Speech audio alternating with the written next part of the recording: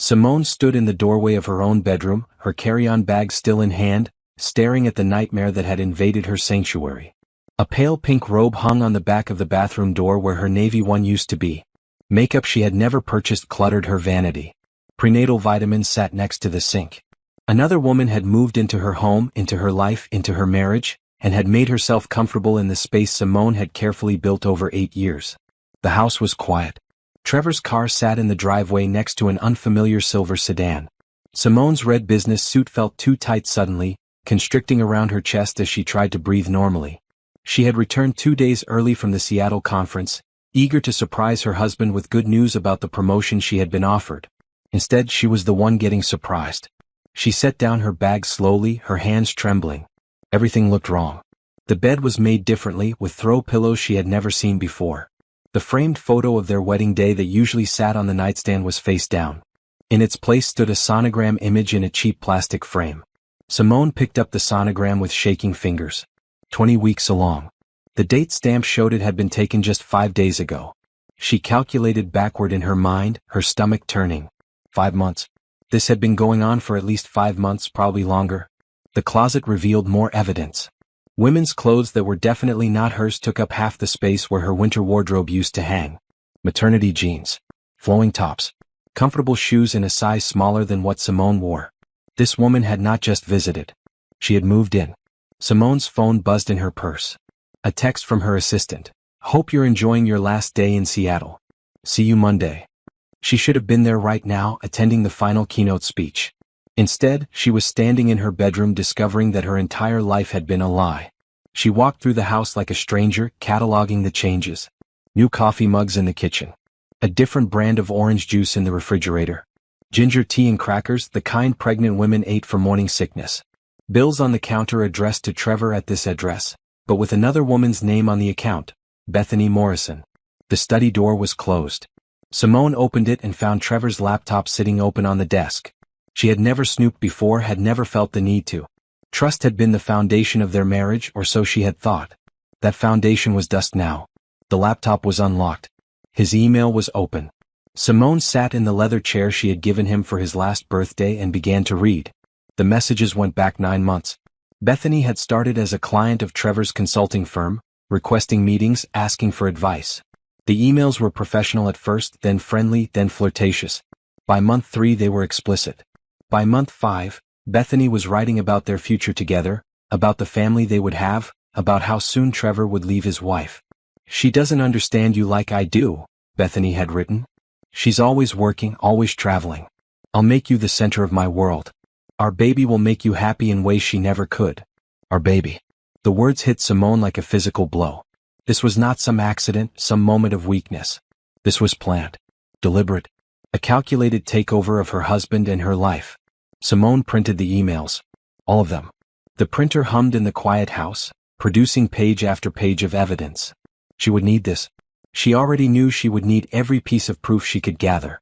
A noise from upstairs made her freeze. Footsteps. Water running. Someone was in the master bathroom taking a shower. In her bathroom.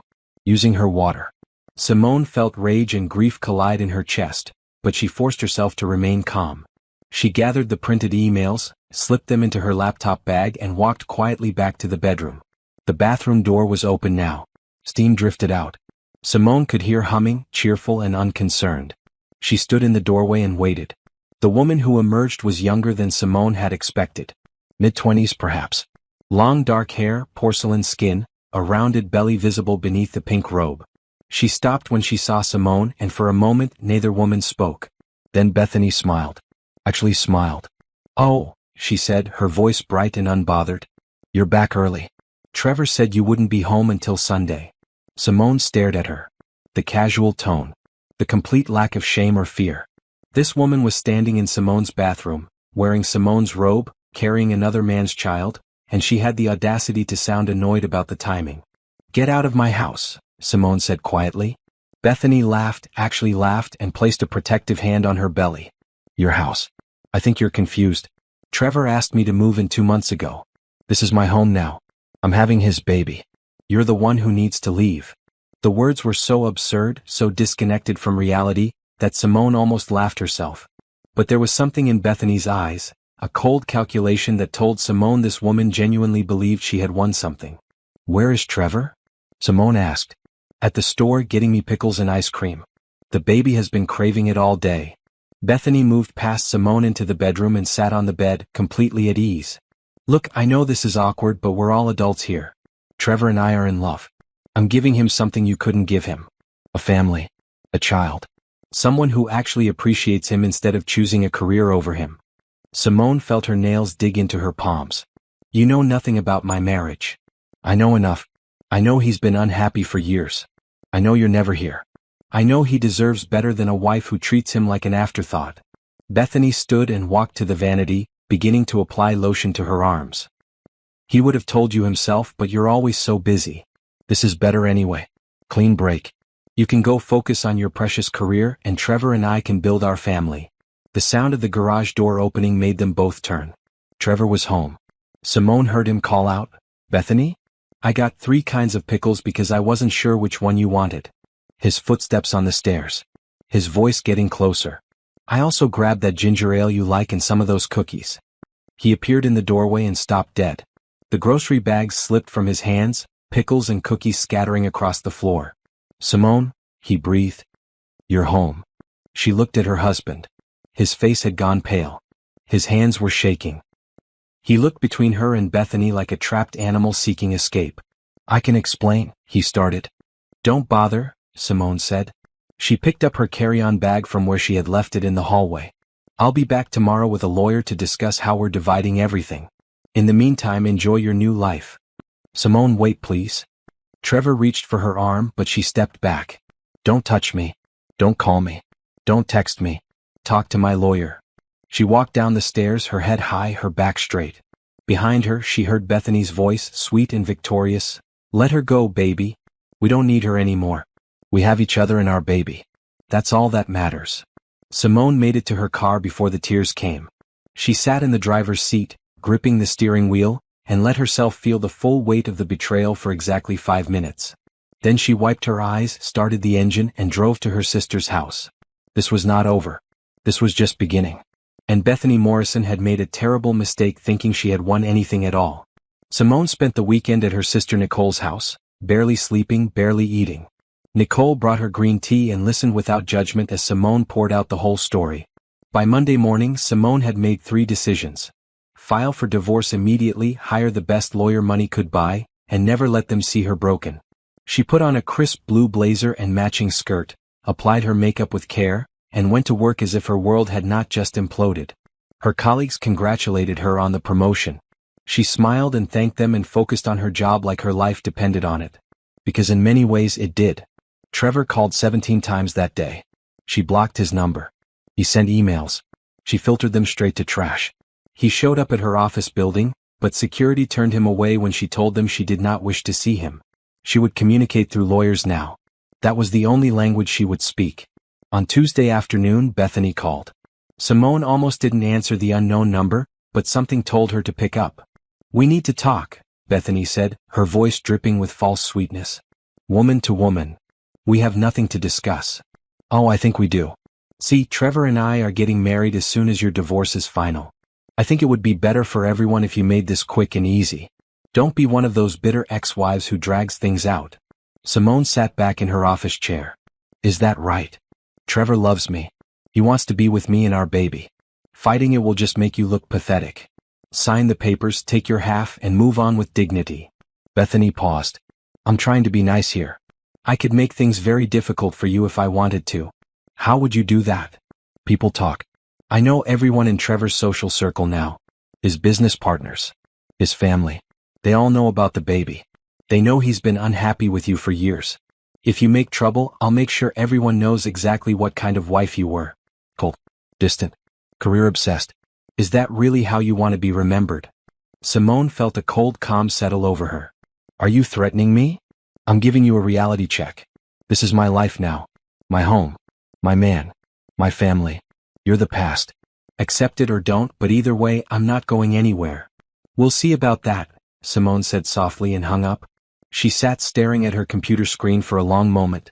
Then she picked up her phone and called Nicole. "I need the name of that lawyer you used when you bought your business," Simone said. The one who doesn't lose. Nicole gave her Patricia Holloway's number without asking questions. By the end of the day, Simone had an appointment scheduled for Thursday morning. Wednesday brought a new development. Simone's phone lit up with text messages from friends and acquaintances. Had she seen the Facebook post? Was she okay? What was going on?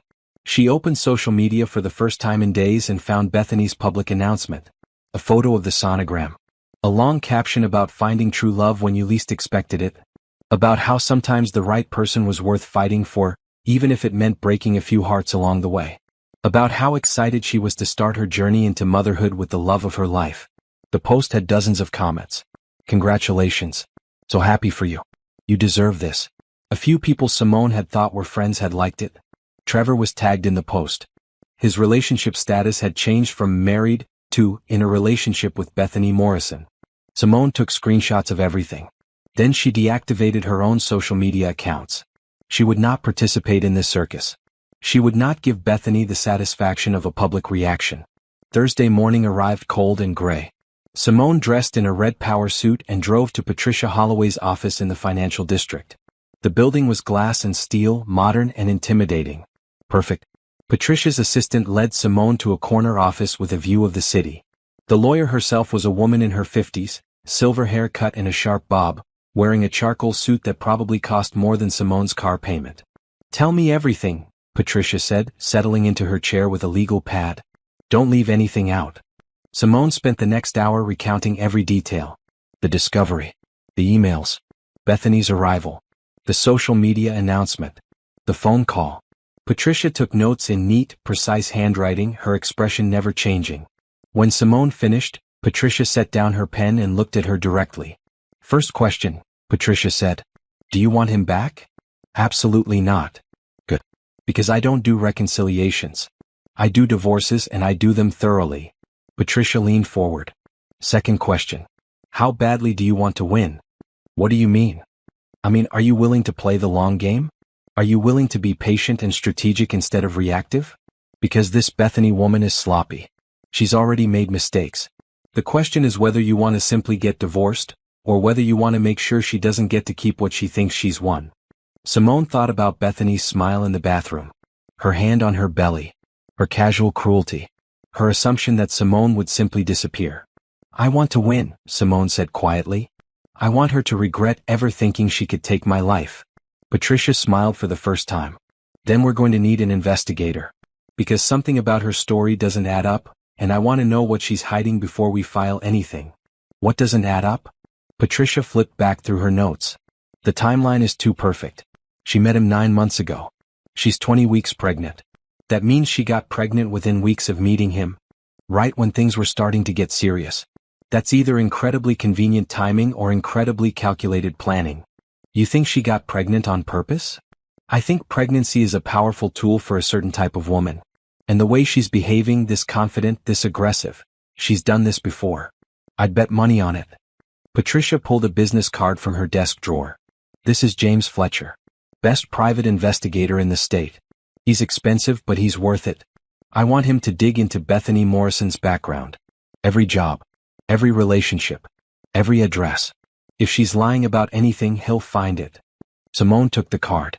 How long will this take? A few weeks, maybe a month. In the meantime, we're going to secure your assets, document everything, and make sure Trevor can't make any major financial decisions without your knowledge. You said you have joint accounts? Most of them, yes. We're separating those today. Open new accounts in your name only.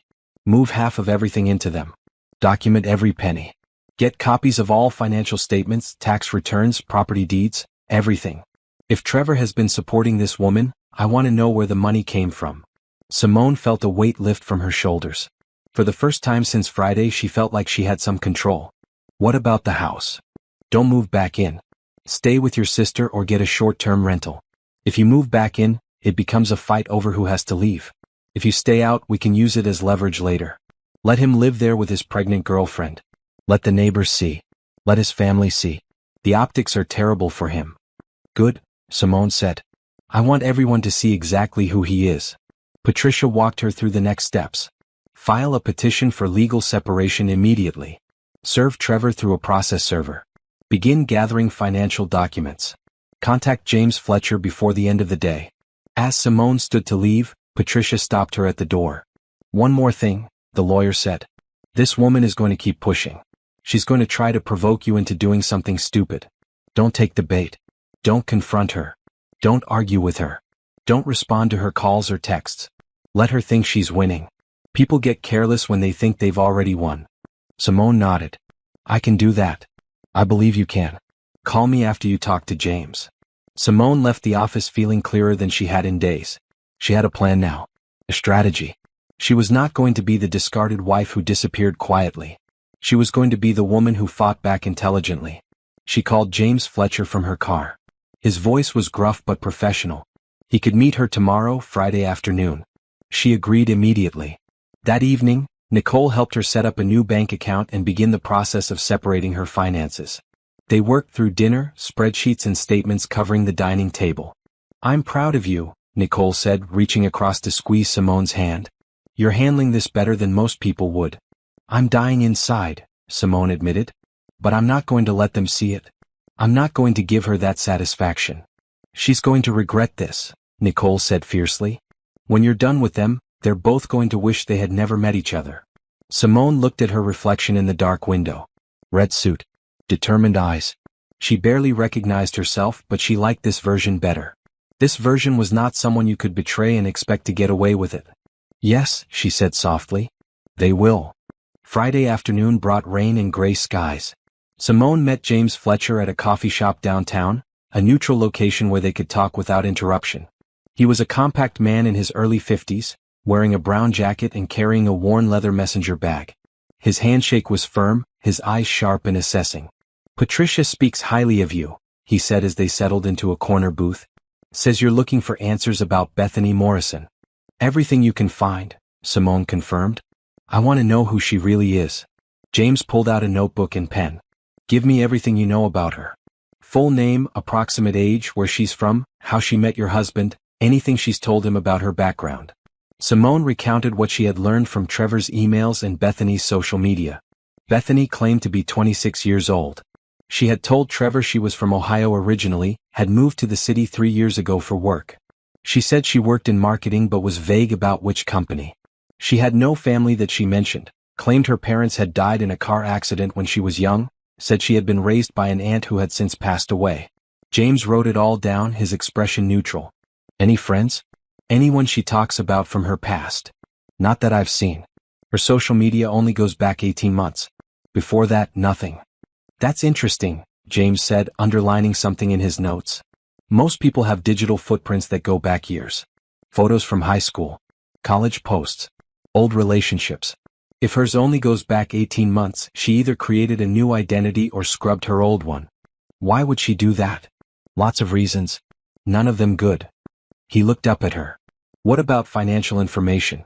Do you know if Trevor has been supporting her? I found credit card statements at the house. Restaurants I've never been to. Jewelry stores. A furniture purchase for over $3,000. All in the last 4 months. Good. Give me copies of those if you can. I want to see the pattern of spending. James flipped to a new page. Now, tell me about the pregnancy. Does Trevor believe the baby is his? She told him it was. She showed him the sonogram. But you have doubts. Simone hesitated. The timing seems very convenient. She gets pregnant right when their affair is getting serious. Right when he would feel obligated to leave me. Trust your instincts. Women who use pregnancy to trap men usually have practice. This might not be her first time. James closed his notebook. Here's what I'm going to do. I'm going to run a comprehensive background check. Every database I have access to. Criminal records, civil suits, marriage licenses, divorce records, employment verification, credit history, property records. If she's lied about anything, I'll find it. How long will it take? Initial results in a week. Full report in 2 to 3 weeks. I'll call you the moment I find anything significant. He studied her face. How are you holding up? The question surprised her. She had not expected kindness from this hardened investigator. I'm managing, she said. This is the worst part, he told her. The not knowing. The waiting. Once we have information, you'll feel more in control. Trust the process. Simone left the meeting feeling both hopeful and anxious. A week felt like an eternity. But she had waited this long. She could wait a little longer. The weekend passed slowly. Simone threw herself into apartment hunting, determined to find her own place instead of staying indefinitely with Nicole. She found a beautiful 2-bedroom in a modern building, top floor, with floor-to-ceiling windows and a balcony overlooking the city. It was more expensive than she had planned, but something about the brightness and openness called to her. She signed the lease on Sunday. Monday brought the legal separation papers. Patricia's office had them prepared and ready to file. Simone reviewed every page carefully before signing. The division of assets was clearly laid out. The house would be sold and profits split. Retirement accounts divided. No spousal support in either direction. Clean and final. When do we serve him? Simone asked. Today, Patricia said. I have a process server standing by. Where will Trevor be this afternoon? At his office. He usually works late on Mondays. Perfect. Expect some calls tonight. He's going to be upset. Simone blocked Trevor's number again just to be safe. She did not want to hear his excuses or his pleas. She wanted him to understand that this was real and irreversible. The call came from Nicole instead that evening around 7. Trevor just showed up at my door, Nicole said. He's crying. Begging me to get you to talk to him. What do you want me to do? Tell him to leave or you'll call the police. Tell him to talk to his lawyer if he has questions. Tell him I have nothing to say to him. Done. Nicole's voice was grim with satisfaction. He looks terrible, by the way. Like he hasn't slept in days. Good, Simone said and meant it. Tuesday brought an unexpected visitor to Simone's office. The receptionist called up, sounding uncomfortable. There's a Bethany Morrison here to see you. She doesn't have an appointment, but she says it's urgent. Simone's first instinct was to refuse. Patricia had told her not to engage. But curiosity won out. Send her up. Bethany appeared 5 minutes later, wearing a flowing green maternity dress and a smile that did not reach her eyes. Her belly was more prominent now, or perhaps she was emphasizing it deliberately. Thank you for seeing me, Bethany said, settling into the chair across from Simone's desk without being invited. I know things are tense between us, but I wanted to clear the air. Simone said nothing, just waited. Trevor is a mess, Bethany continued. He feels terrible about how you found out. He never meant to hurt you. Neither of us did. But what's done is done, and I think we should all try to move forward as adults. Why are you here, Bethany? I want to make sure you're not going to drag this divorce out. Trevor and I want to get married before the baby comes. We want our child to be born into a legitimate family. I'm asking you, woman to woman, to make this easy on everyone. Simone leaned back in her chair. You mean make it easy on you? On all of us? Look, I know you're hurt. I get that. But fighting isn't going to change anything. Trevor loves me. He wants to be with me. You're just delaying the inevitable. Bethany placed both hands on her belly. Think about the baby. This innocent child deserves a stable home with married parents. Don't let your pride get in the way of that. The manipulation was so transparent it was almost funny. Simone kept her expression neutral. Are you finished? She asked. Bethany's smile faltered. I'm trying to be reasonable here. You broke into my marriage. You moved into my home. You're carrying a child you claim is my husband's. And now you want me to make things convenient for you? Simone stood. Get out of my office. If you contact me again, I'll file for a restraining order. You can't do that. Watch me. Now leave before I call security. Bethany stood, her face flushing. You're going to regret this. Trevor is going to be so angry when I tell him how unreasonable you're being. Tell him whatever you want. Tell him through his lawyer. That's the only way we're communicating now. Bethany stormed out, her heels clicking sharply on the polished floor. Simone waited until she was gone, then called Patricia. She came to my office, Simone said. Tried to pressure me into making the divorce quick and easy. Did you record the conversation? No, I didn't think of it. If she approaches you again, record everything. In the meantime, I'm going to send a cease and desist letter. She has no legal right to contact you about your divorce. That's harassment. She's getting desperate, Simone observed. Good. Desperate people make mistakes. Let her keep making them. The next 2 weeks crawled by. Simone moved into her new apartment, filling it with furniture that was completely her own style. Modern and clean. Lots of light. Artwork that made her smile. She painted one wall a deep maroon, bold and unapologetic. Work became her refuge. The promotion came through and she threw herself into the new role. Longer hours. More responsibility. Projects that challenged her. Her colleagues noticed the change, the sharper edge to her focus, but no one asked questions. She avoided social situations where she might run into Trevor or his friends. She declined invitations to parties and gatherings. She was not hiding, she told herself. She was regrouping. Nicole visited often, bringing food and company. Rachel, Simone's best friend from college, flew in for a weekend and took her out for drinks and dancing. They stayed out until 2 in the morning, and for a few hours, Simone almost forgot about everything waiting for her back in reality. "You're going to get through this," Rachel said, hugging her outside the club.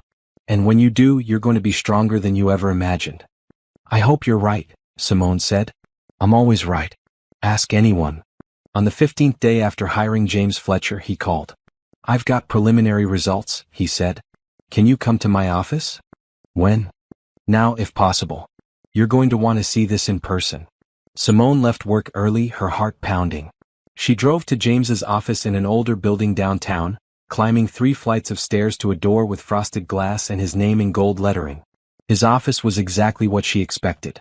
File cabinets, computers, stacks of folders and documents, a wall covered in maps and photographs. He gestured her to a chair and sat across from her, a thick folder on the desk between them. "Bethany Morrison is not who she says she is," James said without preamble. "In fact, Bethany Morrison is not even her real name." Simone felt her breath catch. "What?" "Her real name is Bethany Ann Carter. She was born in Florida, not Ohio. She's 32, not 26. And she's wanted in 2 states for fraud and identity theft." He opened the folder and spread photographs across the desk. Different driver's licenses, different names, different addresses. But the same face, the same woman. "She's done this before," James continued. "Multiple times. She targets successful men, usually married, usually vulnerable. She gets pregnant, demands they leave their wives, drains their bank accounts, and disappears before anyone can catch her. She's left a trail of bankruptcies and restraining orders across 3 states." Simone stared at the photographs. "How many men?" "That I can confirm? 4. But I suspect there are more." He pulled out another set of documents. "She's also currently married. Legal ceremony in Nevada 3 years ago. Never divorced. Which means anything she does with Trevor would be bigamy. Does Trevor know any of this? I doubt it. She's good at creating believable backstories. The whole dead parents thing? Complete fiction. Her mother is alive and well in Tampa.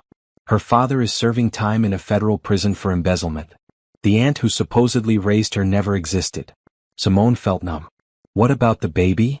James's expression grew serious. "That's where it gets interesting. I pulled hospital records from her previous cities. She's claimed to be pregnant at least 3 times before. One ended in a supposed miscarriage right after the man gave her money.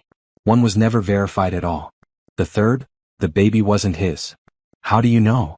"Because the actual father filed a lawsuit when he found out she'd been telling multiple men they were the father while collecting money from all of them. The case was settled out of court, but the records exist." Simone's mind was racing. "So the baby might not be Trevor's." "There's a very good chance it's not. Or there might not even be a baby. Some of these sonogram images can be faked. You can buy them online. Unless Trevor has been to a doctor's appointment with her and seen medical records, he's just taking her word for it." "He hasn't mentioned going to any appointments," Simone said slowly. "He complained once in an email that she always scheduled them during his work hours. Because she doesn't want him there. She wants to control the narrative." James pulled out more documents. "I've also tracked her financial activity. Credit cards in different names. Bank accounts she opens and empties. She's methodical. This is her job, essentially. She finds wealthy men, manipulates them, takes their money, and moves on." Simone felt sick and vindicated at the same time. "What do we do with this information?" "That's up to you and Patricia. But I'd suggest waiting until you have everything before you reveal what you know. Right now, she thinks she's gotten away with it. She thinks she's won. Let her keep thinking that while we gather every piece of evidence we can. Then we expose everything at once. In court. In front of Trevor. In front of everyone. How long will that take? Another week, maybe 2. I want to verify the current husband situation. I want copies of the fraud charges. I want financial records showing where all of Trevor's money has been going. By the time I'm finished, we'll have an airtight case." Simone stood, her legs shaky. "Thank you, James. This is more than I hoped for." "One more thing," he said, stopping her at the door. "Be careful. Women like Bethany don't take kindly to being exposed. When she realizes what's happening, she might get dangerous. Not physically but in other ways. She'll try to control the narrative, play the victim, turn people against you. Don't give her ammunition. I'll be careful, Simone promised. She left his office and sat in her car for a long time, processing everything she had learned. Bethany was a con artist. A professional liar. The pregnancy might be fake. The baby might not even be Trevor's. And Trevor had fallen for all of it. Part of her wanted to call him right now, to tell him what a fool he had been. But Patricia's advice echoed in her mind. Let them think they're winning. People get careless when they think they've already won. So instead, she drove home to her bright new apartment, poured herself a glass of wine, and began planning exactly how she would destroy them both. James Fletcher called Simone at 7 in the morning, exactly 9 days after their last meeting. She was in her apartment, drinking coffee and preparing for work when her phone rang. "I've got something you need to see immediately," he said. "Can you come to my office before work? I'll be there in 30 minutes. She dressed quickly in a navy suit and drove through morning traffic, her mind spinning with possibilities. What had James found that was urgent enough to call this early? His office was already bustling when she arrived. 2 assistants were working at computers and James was on the phone, gesturing animatedly.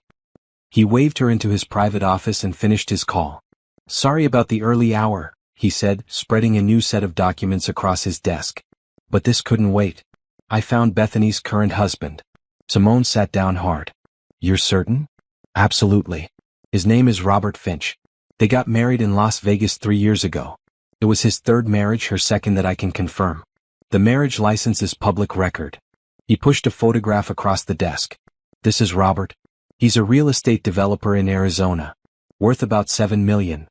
The man in the photo was in his 50s, distinguished looking, wearing an expensive suit. "I spoke with him yesterday," James continued. "Once he understood why I was calling, he had a lot to say about Bethany. Such as, she drained $200,000 from his accounts before he caught on. She claimed to be pregnant with his child. He believed her, started making plans to set up a trust fund for the baby. Then one day he came home early and found her packing to leave. No baby. Never was. She had been taking hormone shots to fake pregnancy symptoms, padding her clothes, using someone else's sonogram pictures." Simone felt cold. Did he press charges? He tried. But she disappeared before the police could find her. He's had a warrant out for her arrest for 2 years. She changes names, changes cities, always stays one step ahead. James pulled out another file. "But here's the thing that's going to help you. Robert Finch wants his money back. When I told him Bethany was in this city, targeting another man, he was very interested in cooperating." "Cooperating how?" "He's willing to testify. He's willing to provide financial records showing how much she stole. He's willing to do whatever it takes to see her prosecuted. And he has proof that she's still legally married to him, which makes anything she does with Trevor invalid." Simone's mind raced. "Does Trevor know she's married?" "I doubt it. Robert says she told him she was a widow. Clean slate. No past. Same story she's probably told Trevor. How many lies can one person tell? You'd be surprised. I've been doing this for 23 years and Bethany is one of the most skilled con artists I've encountered. She's patient. She builds relationships. She studies her targets and tells them exactly what they want to hear." James pulled out more photographs. "I've also traced her movements over the past 5 years. For different cities. For different identities. For different victims. The pattern is always the same." He laid out the timeline. Bethany would move to a new city, create a new identity, find a wealthy married man who seemed unhappy or lonely. She would pursue him carefully, make him feel special, understood. She would get pregnant or claim to be pregnant. She would push him to leave his wife and commit to her. Then she would systematically drain his resources while appearing to be the perfect supportive partner. "The pregnancy is always the key," James explained. "It creates urgency. It makes the man feel obligated. It gives her leverage to demand money for medical bills, baby supplies, furniture, everything. And if she can actually get pregnant, even better. Child support is a long-term income stream." "But whose baby would it be?" Simone asked. "Could be anyone's. She's been known to have multiple relationships running simultaneously. Find 3 or 4 wealthy men, get pregnant by one of them, tell all of them they're the father. Collect money from all of them. By the time paternity tests happen, she's long gone." Simone thought about Trevor, about how he had fallen for every word. What about medical records? Surely Trevor has asked to see proof. That's the brilliant part. She controls all medical information. She tells him about appointments but schedules them when he can't attend. She shows him sonogram printouts that could be real or could be purchased online. She complains about difficult doctors or insurance issues to explain why he can't come to appointments. She creates just enough resistance that he stops pushing. How do we prove the baby isn't his? We force a paternity test. But that only works if there actually is a baby. If she's faking the pregnancy like she did with Robert, that will become obvious in the next few weeks. She's supposedly 20 weeks along now, right? That's what she claims. Real pregnancies become impossible to hide after 24 weeks.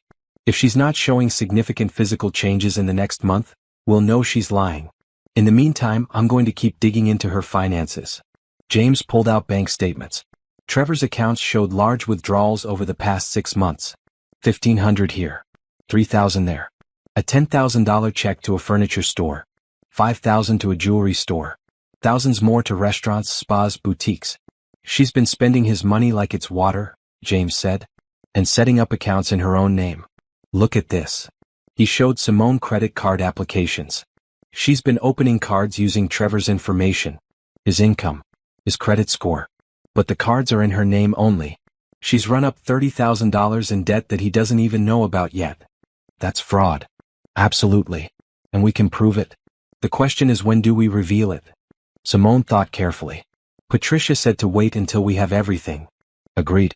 I want to find her previous victims. Get their statements. Build a pattern of behavior that's impossible to deny. I also want to track down any other children she might have claimed to have had. If we can prove she's lied about pregnancies before, it strengthens our case that she's lying now. How long will all this take? Another week, maybe less. I've got contacts in every city she's lived in. I'm pulling court records, police reports, hospital records, everything. By the time we're done, we'll have a complete picture of exactly who Bethany Carter really is. Simone stood to leave, then paused. What happens to Trevor when all this comes out? James's expression was sympathetic. That's not really my concern. But if you're asking if he'll face consequences, probably. Financial consequences for certain. Legal consequences possibly, depending on how much he knew or should have known. And personal consequences definitely. This will destroy his reputation. Good, Simone said quietly. She left the office and sat in her car, staring at the documents James had copied for her. Page after page of evidence. Lies upon lies upon lies. Bethany had created an entire false identity, and Trevor had believed every word. Part of her felt vindicated. She had known something was wrong. Her instincts had been correct. But another part of her felt sad for the life she had lost. 8 years of marriage, ended by a professional con artist who had targeted her husband like prey. She drove to work and tried to focus on her job. But her mind kept returning to the photographs. Bethany's face on different IDs. Different names. Different lives. How did someone become that person? How did someone look another human being in the eye and lie so completely? Patricia called during lunch. James briefed me on the latest findings. This is extraordinary. We have more than enough to not only win the divorce but to press criminal charges against Bethany. What's our next move? We wait. Let James finish his investigation. In the meantime, I'm going to prepare 2 sets of documents. One for the divorce proceedings. One for criminal prosecution. When we're ready, we'll file both simultaneously. Hit them from both sides. Will Trevor be charged with anything? Probably not criminally, unless we can prove he was actively involved in the fraud. But civilly, he'll be liable for the debts Bethany incurred using his information. His credit will be destroyed. His business reputation will suffer. He'll lose money in the divorce settlement. And he'll have to deal with the fallout of being publicly exposed as a fool. I don't feel sorry for him, Simone said. You shouldn't. He made his choices. He betrayed you. He believed a con artist over his own wife. Now he gets to live with the consequences. That evening, Simone met Nicole for dinner at a small Italian restaurant. They sat in a corner booth, and Simone filled her sister in on everything James had discovered. Nicole listened, her eyes growing wider with each revelation. This is insane. She's a professional criminal. Essentially, yes. And Trevor fell for it completely. He wanted to believe he was special. That he had found someone who understood him better than I did. Bethany told him exactly what he wanted to hear. Simone sipped her wine. Part of me wants to call him right now and tell him what an idiot he's been. But you're not going to. No. Because the longer he believes her, the worse he looks when the truth comes out. Let him plan his future with her. Let him tell everyone about the baby. Let him make a complete fool of himself. Then we'll pull the rug out. Nicole raised her glass. To revenge served cold. To justice, Simone corrected. I'm not doing this to hurt him. I'm doing this to protect myself and to make sure she doesn't get away with it. You can want both things. You can want justice and want him to suffer. He deserves it. They finished dinner and walked through the city streets. The spring air was cool and fresh, and Simone felt lighter than she had in weeks. She had information now. Power. Control. The waiting was almost over. Her phone buzzed with a text from an unknown number. She almost ignored it, but something made her check. I know you're investigating me. You should stop. You have no idea who you're messing with. Simone showed the text to Nicole. Bethany? Probably. She's getting nervous. Simone blocked the number and kept walking. Let Bethany worry. Let her panic. Let her make mistakes. 2 days later, James called again. I found 2 more victims, he said. Both willing to testify. Both with documentation of fraud. And I found something else. Hospital records from Atlanta showing Bethany had her tubes tied 4 years ago. She can't get pregnant. Simone stopped breathing. What? She had a voluntary tubal ligation at 28. Medical records are clear. Which means this entire pregnancy is fake. There is no baby. There never was. How is she hiding it? Padding. Hormone supplements to fake symptoms. Fake sonograms. She's done it before and she's doing it again. In about 4 to 6 weeks, she'll claim to have a miscarriage. Blame it on stress from the divorce. Take money from Trevor for medical bills and emotional support. Then she'll disappear. Simone felt rage burn through her veins. We have to tell Trevor. Not yet. If we tell him now, she'll run. We need to trap her here. Make her think she's safe. Then spring everything at once when she has no time to escape. When? 1 more week. I'm finishing the last of the financial tracking. Then we present everything to the police and to your lawyer simultaneously. We file criminal charges and divorce papers on the same day. She gets arrested. Trevor gets served. It all happens at once. Can you guarantee she won't run? Nothing is guaranteed. But if we time it right, she won't have warning. We'll move fast and decisively. Simone agreed to wait. 1 more week. She could manage 1 more week. But that night, lying in her bed in her bright new apartment, she allowed herself to imagine the moment when Bethany's world would collapse. The moment when Trevor would realize he had been played. The moment when everyone would see the truth. She fell asleep smiling. The following Monday, Simone received a certified letter at her office. Inside was a legal document from a law firm she did not recognize. Bethany had hired an attorney and was suing Simone for harassment and emotional distress. The claims were absurd. Simone had allegedly been stalking Bethany, making threatening phone calls and spreading malicious lies about her character. The lawsuit demanded $50,000 in damages and a restraining order preventing Simone from coming within 500 feet of Bethany or her residence. Simone called Patricia immediately. It's an intimidation tactic, Patricia said after reviewing the document. She's trying to scare you into backing off. The claims are baseless. No judge will grant this. But we need to respond formally. How? I'll file a motion to dismiss and a countersuit for malicious prosecution.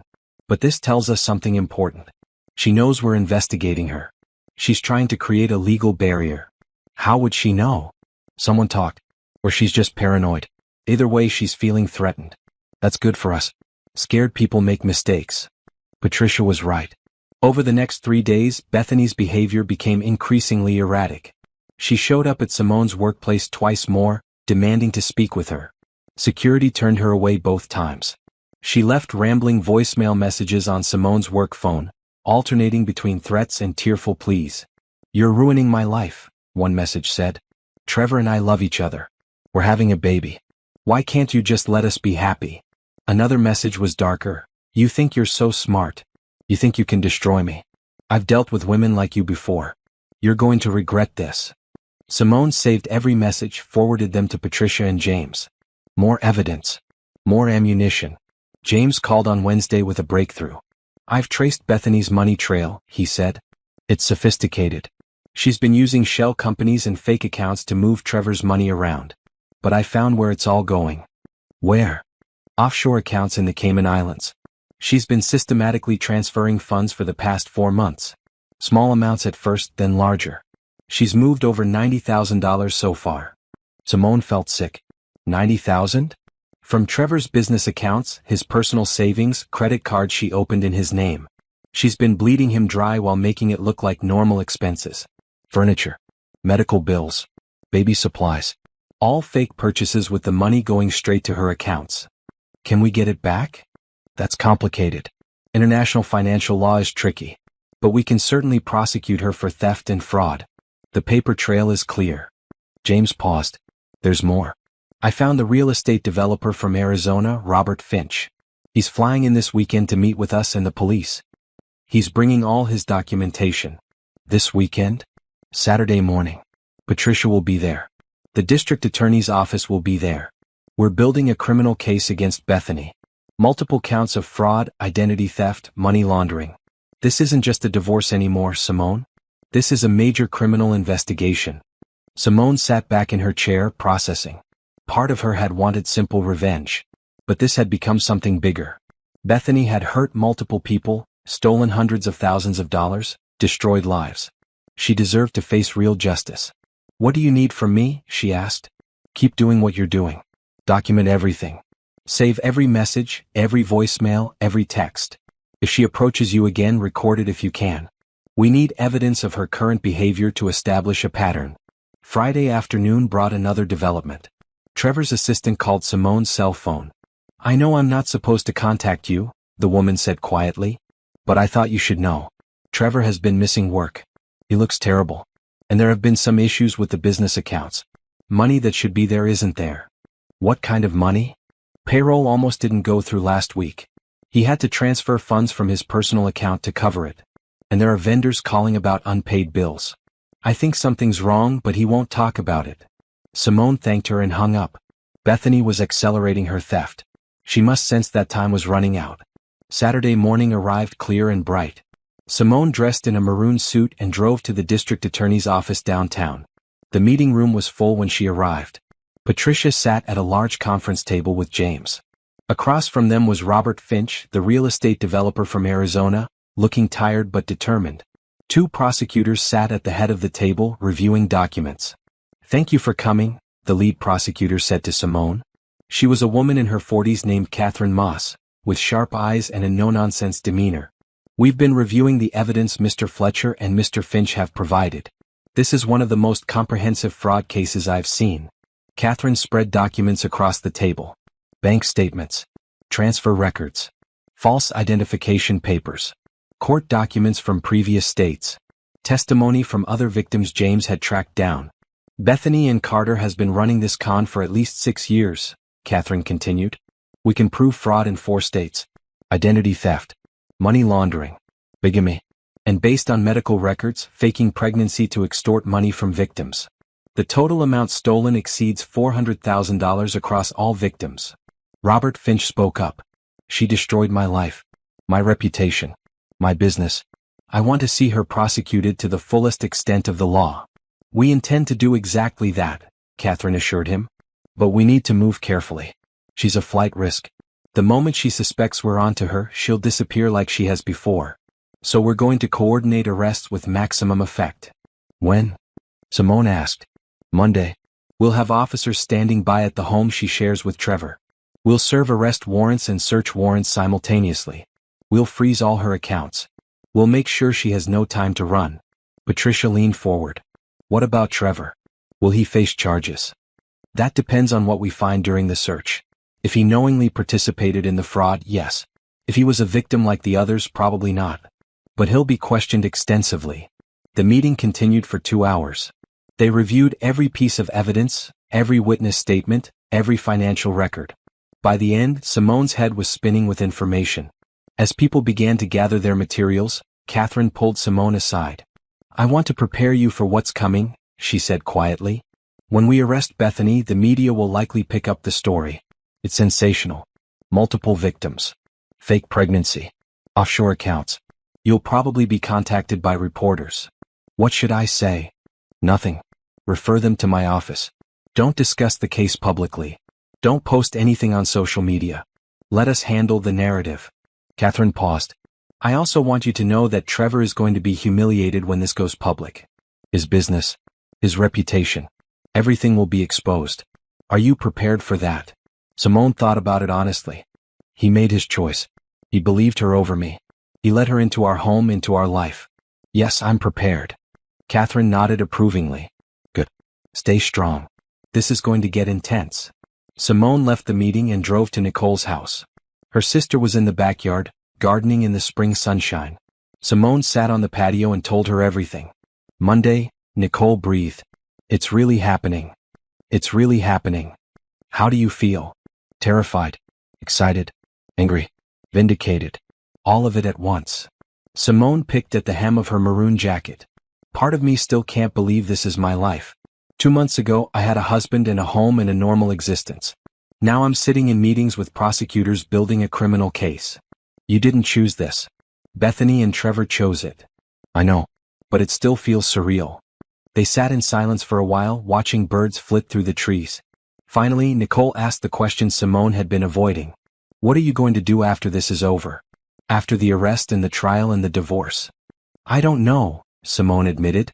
I've been so focused on getting through this that I haven't thought about what comes after. You should think about it. You should think about what you want. Not what Trevor wanted or what your marriage was. What Simone wants. Was a good question. What did she want?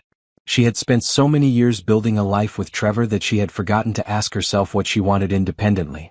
I want to travel, she said slowly. I've always wanted to see Paris. And Tokyo. And the mountains in New Zealand. But Trevor always had excuses. Too busy. Too expensive. Maybe next year. So go. Book a trip. Take your vacation time and go see the world. By myself. Why not? You don't need anyone's permission anymore. You're free. The word hit Simone like a revelation. Free. She was free. The divorce would finalize eventually. She had her own apartment, her own money, her own career. She could do whatever she wanted. I might do that, she said. After everything settles. I might take a month and just travel. Good. You deserve it. Sunday passed quietly. Simone cleaned her apartment, went for a long run, tried to keep her mind occupied. She did not sleep well that night, knowing what Monday would bring. At 6 a.m, her phone rang. James Fletcher. It's happening now, he said. Police are at the house. They're executing the warrants. Simone sat up in bed, her heart pounding. And? I'll call you back when I know more. The next 2 hours were the longest of Simone's life. She made coffee she didn't drink. She paced her apartment. She checked her phone every 30 seconds. Finally, James called again. She's in custody. They arrested her at the house. Found evidence of fraud, fake pregnancy materials, documents for multiple identities. Trevor was there. He's not under arrest, but he's being questioned. It's over, Simone. We got her. Simone sat down on her couch, tears streaming down her face. Relief, vindication, grief for the life she had lost, joy for the life she was about to build. Thank you, she managed to say. Thank you for everything. You did this, James said. You trusted your instincts. You were patient. You let the process work. This is your victory. She hung up and called Nicole, then Patricia, then Rachel. By noon, the news was everywhere. Local news stations were reporting the arrest of a woman who had defrauded multiple victims across several states. Trevor's name was mentioned as one of her targets. The story was spreading. Simone stayed inside, away from cameras and reporters. She let Catherine handle all media inquiries. She focused on breathing, on processing, on beginning to heal. Monday evening, Patricia called with an update. Trevor wants to talk to you. His lawyer called me. He's devastated. He had no idea about any of it. He believed everything Bethany told him. I don't care, Simone said. I don't want to talk to him. I told them that. But I thought you should know. He's facing financial ruin. The business is failing. His reputation is destroyed. And he's asking if there's any way to stop the divorce. Absolutely not. Proceed exactly as planned. Done. The divorce should be final in about 6 weeks. All assets will be divided as outlined.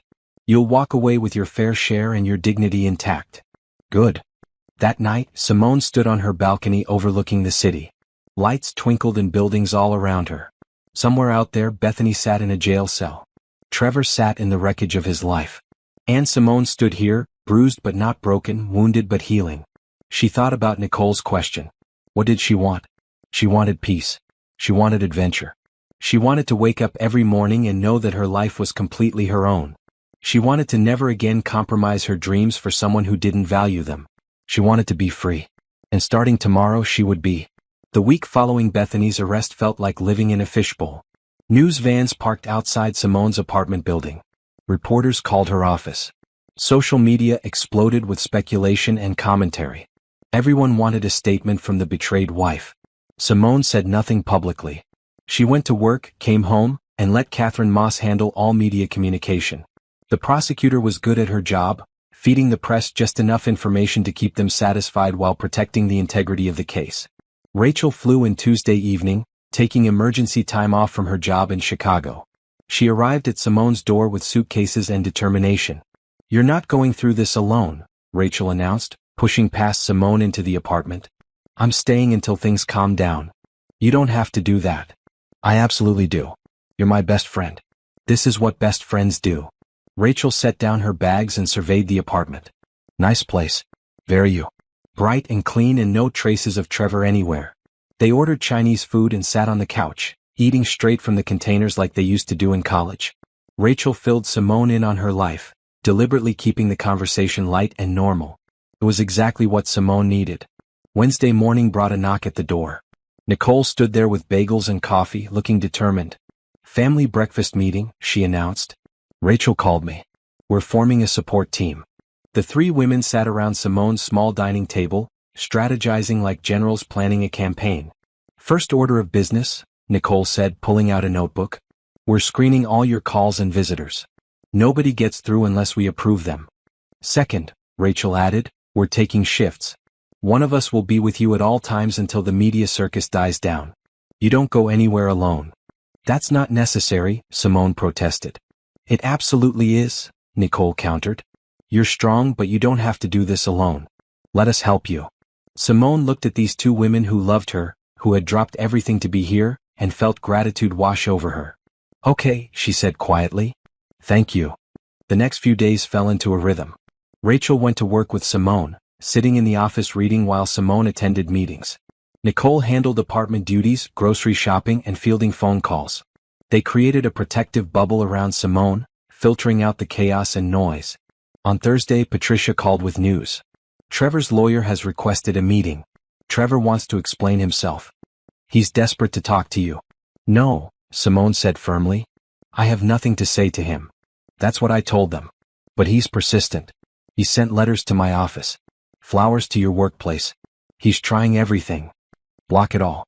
"I meant what I said. The only communication is through lawyers." That afternoon, a massive flower arrangement arrived at Simone's office. 24 red roses with a card, "Please forgive me. I was a fool. I love you. Trevor." Simone had security remove them immediately. Within an hour, another arrangement arrived. Then another. By the end of the day, 6 different flower deliveries had been sent back. "He's not getting the message," Rachel observed that evening. "Or he's getting it and refusing to accept it," Nicole said. "Some men can't handle rejection." Simone's phone buzzed. A text from an unknown number. "I know you're behind this. You set me up. You're going to pay for destroying my life." She showed it to Nicole and Rachel. "Bethany?" Rachel guessed. "Probably from jail. They get phone privileges." Simone blocked the number. "Let her threaten. It just gives Catherine more evidence." Friday brought an unexpected visitor. Trevor's mother, Helen, appeared at Simone's office building. Security called up before letting her through. "Do you want to see her?" the guard asked. Simone hesitated. Helen had always been kind to her. But she was also Trevor's mother. "Send her up," Simone decided.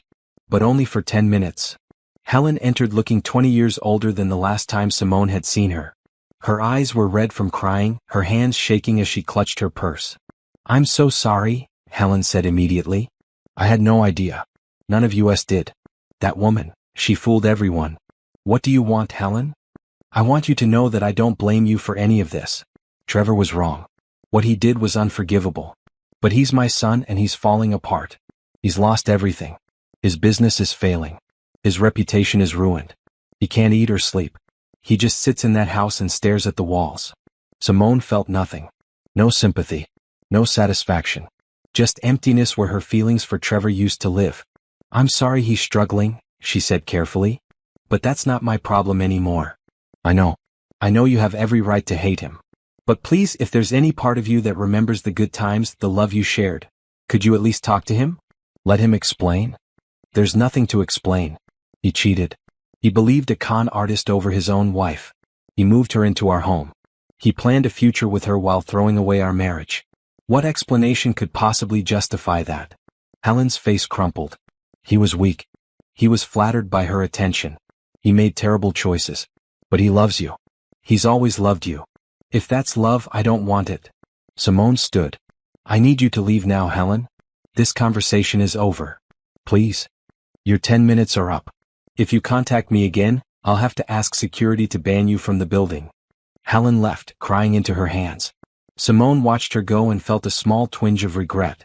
She had liked Helen once. But Trevor's choices had destroyed more than just their marriage. They had destroyed extended family relationships too. That evening, Nicole made dinner while Rachel researched vacation destinations on her laptop. You need to get out of this city, Rachel declared. Even just for a long weekend. Somewhere warm and beautiful where nobody knows your story. I can't leave right now. The divorce isn't final. The trial is coming up. The divorce will take weeks. The trial could take months. You can't put your life on hold indefinitely. Rachel turned her laptop around.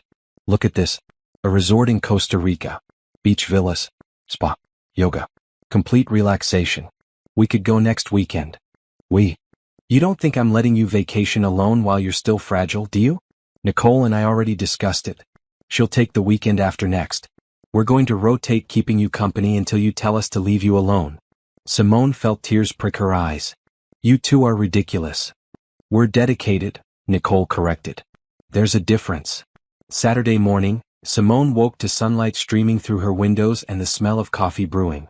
Rachel was already up, working on her laptop at the dining table. Morning, Rachel called. I made coffee and there are muffins from that bakery downstairs. Also, James Fletcher called. He wants to meet with you and Patricia this afternoon. Simone showered and dressed, feeling more rested than she had in weeks.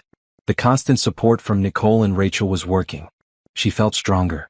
More grounded. The meeting with James and Patricia took place at Patricia's office. They sat in her conference room reviewing documents and preparing for what came next. The prosecution is building their case, Patricia explained. Bethany is facing 23 counts across multiple jurisdictions. The evidence is overwhelming. Her lawyer is trying to negotiate a plea deal.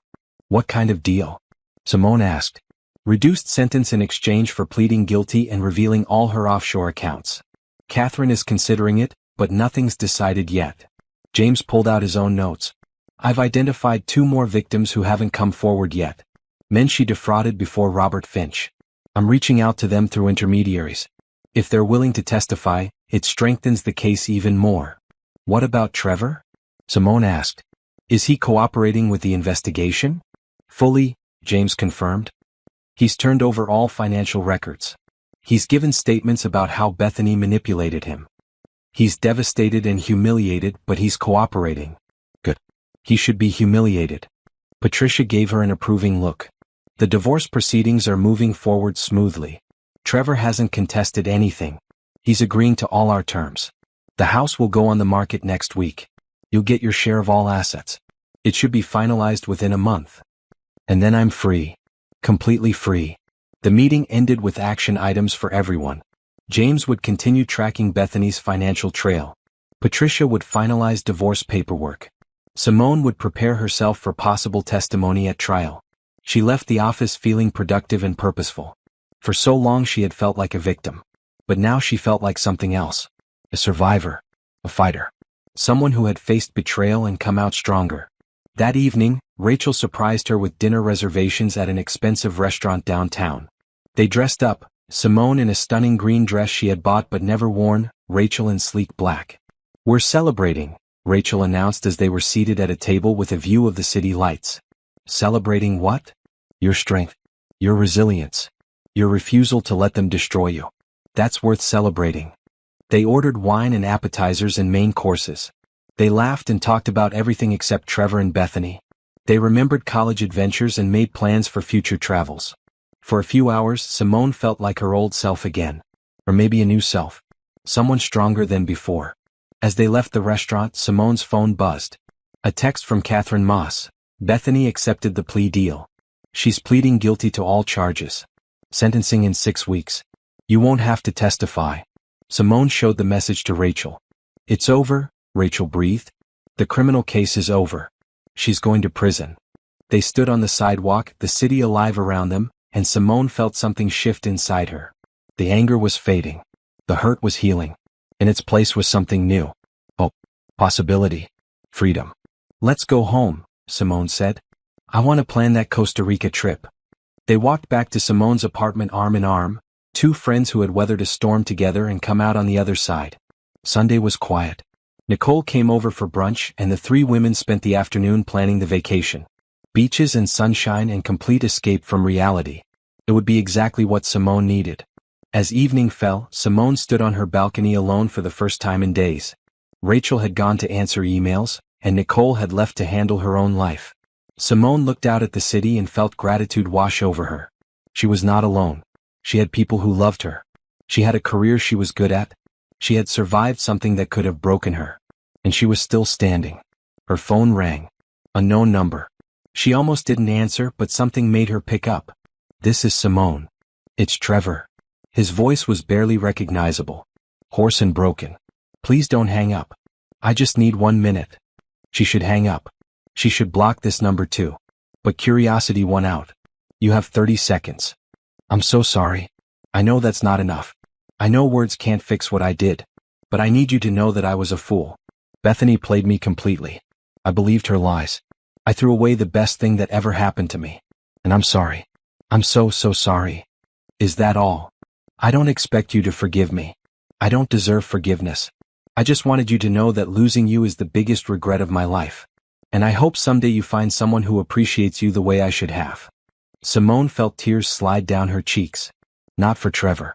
Not for their marriage. But for the death of something that had once been good. For the waste of 8 years. For the pain they had both endured. Goodbye, Trevor, she said softly. Goodbye, Simone. I hope you'll be happy. She hung up and let herself cry. Rachel appeared beside her, saying nothing, just holding her while she sobbed. All the grief and anger and hurt poured out in messy, ugly tears. When it was over, Simone wiped her eyes and took a deep breath. I'm okay, she said. I think I'm actually okay. You're going to be better than okay, Rachel assured her. You're going to be phenomenal. And standing there on her balcony, looking at the future spread before her like an open road, Simone believed her. The news of Bethany's guilty plea hit the media like a bomb. Every outlet picked up the story. Con artist pleads guilty to defrauding multiple victims. Fake pregnancy scheme exposed. Offshore accounts revealed. Trevor's name was in every article, described as one of several successful men who had been manipulated and robbed. Simone's name was mercifully kept out of most reports. Catherine had worked hard to protect her identity, referring to her only as the wife in official statements. But people who knew them figured it out quickly. Monday morning, Simone arrived at work to find a stack of messages from colleagues offering support. Her boss called her into his office. I wanted you to know that we're behind you 100%, he said. If you need time off for court proceedings or just to process everything, take it. Your job is secure. Thank you. I appreciate that. You've handled this with remarkable grace. Not everyone could have done what you did. Staying professional, staying focused. I'm impressed. Simone returned to her desk feeling validated. She had worked hard to keep her professional life separate from her personal disaster. It was good to know it had been noticed. Tuesday afternoon brought an unexpected email. It was from Robert Finch, the real estate developer from Arizona. Dear Simone, it read. I wanted to reach out personally to thank you for your courage in pursuing justice against Bethany Carter. Your investigation helped expose her and brought multiple victims' cases to light. I know this has been difficult for you, but please know that your strength has helped many people. If you ever need anything, please don't hesitate to contact me. You're a remarkable woman. Sincerely, Robert. Simone read it twice, then forwarded it to Patricia with a note. Nice to be appreciated. Patricia's response came immediately. You deserve all the appreciation. You've been a model client. Strong, smart, and patient. The divorce should be final by the end of next week. Then you can close this chapter completely. Wednesday brought the official announcement. Bethany had been sentenced to 12 years in prison for fraud, identity theft, and money laundering across 4 states. She would serve at least 8 years before being eligible for parole. All her assets had been seized and restitution would be paid to her victims. The news showed footage of Bethany being led into court in an orange jumpsuit, her hands cuffed, her head down. She looked nothing like the confident woman who had stood in Simone's bathroom claiming victory. She looked small and defeated. Simone watched the footage once, then turned off the television. She felt no joy in Bethany's downfall. No satisfaction in her imprisonment. Just a quiet sense of justice being served. Thursday was the house closing. The property had sold quickly to a young couple expecting their first child. Simone signed the papers in Patricia's office, her signature releasing her claim to the home she had built with Trevor. "How do you feel?" Patricia asked as Simone set down the pen.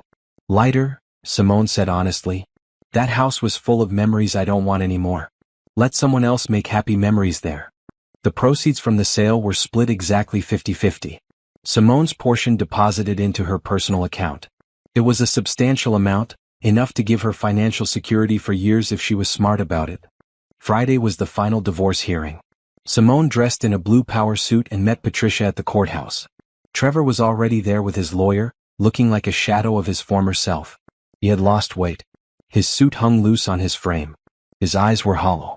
He tried to catch Simone's gaze, but she looked past him. He was a stranger now. Someone she used to know. Nothing more. The hearing was quick and procedural. The judge reviewed the settlement agreement. No children. No contested assets. Clean division of everything. Both parties agreed to all terms. "This divorce is granted," the judge said, bringing down her gavel. "You are both free to go." Just like that, 8 years of marriage were dissolved. Simone walked out of the courtroom a single woman. Patricia hugged her in the hallway. "You did it? It's over." "It's over," Simone repeated, testing the words. They felt true. Trevor caught up with her at the elevator. His lawyer tried to stop him, but he shook off the restraining hand. "Simone, please. Can we talk?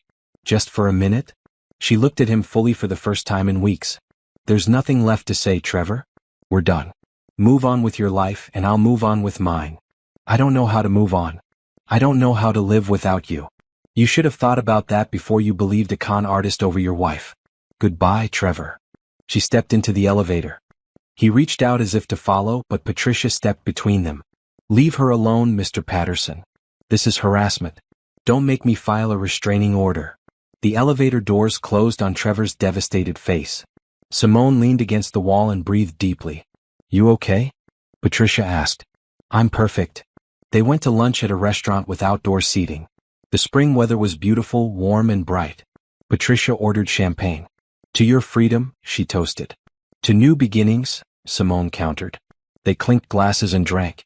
Simone felt the bubbles fizz on her tongue and thought about everything that had changed in 3 months. She had lost a husband and a home. But she had gained self-respect and independence. She had discovered strength she did not know she possessed. "What's next for you?" Patricia asked. "Costa Rica next weekend with Rachel. Then maybe Paris in the summer. I'm taking that month off I've always wanted. Going to see the world. By myself. On my own terms." "That sounds perfect. After that, I don't know. Maybe I'll come back and throw myself into work. Maybe I'll decide to start my own consulting business. Maybe I'll move to a different city entirely. The point is, I can do anything I want now. I'm not tied to anyone else's dreams or plans." Patricia raised her glass again. "To doing whatever the hell you want." They finished lunch and said their goodbyes. Patricia had other clients to meet. Simone had a life to start living. She drove to her apartment and found Nicole waiting with Rachel. They had decorated the living room with balloons and streamers. A cake sat on the kitchen counter with "Freedom" written in bright frosting. "Surprise," they shouted together. Simone laughed, real and genuine. "You two are ridiculous." "We're celebrating your divorce," Rachel said. "It's not every day you get to throw a party for the end of something terrible." They ate cake and drank wine and talked about the future. Rachel had researched every detail of their Costa Rica trip. Nicole had found articles about solo female travel and safety tips. They were planning this adventure with military precision. "I'm nervous about traveling alone after this trip," Simone admitted. "I've never done it before." "You'll be amazing at it," Nicole assured her. "You're strong and smart and capable. You survived Bethany and Trevor. You can survive anything." That evening, after Nicole and Rachel had left, Simone sat on her balcony watching the sunset. Her phone buzzed with a text from Catherine Moss. Bethany was transferred to federal prison this afternoon. It's really over. You can rest now. Simone responded with a simple thank you, and set her phone aside. The sun was painting the sky in shades of orange and pink. Beautiful and temporary.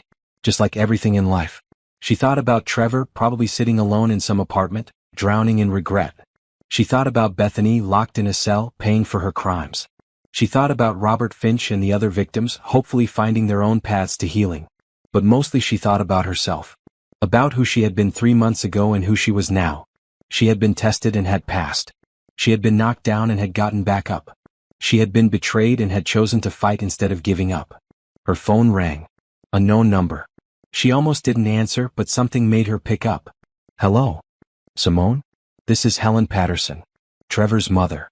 I know you said not to contact you, but I wanted to say something. Simone sighed. Helen, I really don't want.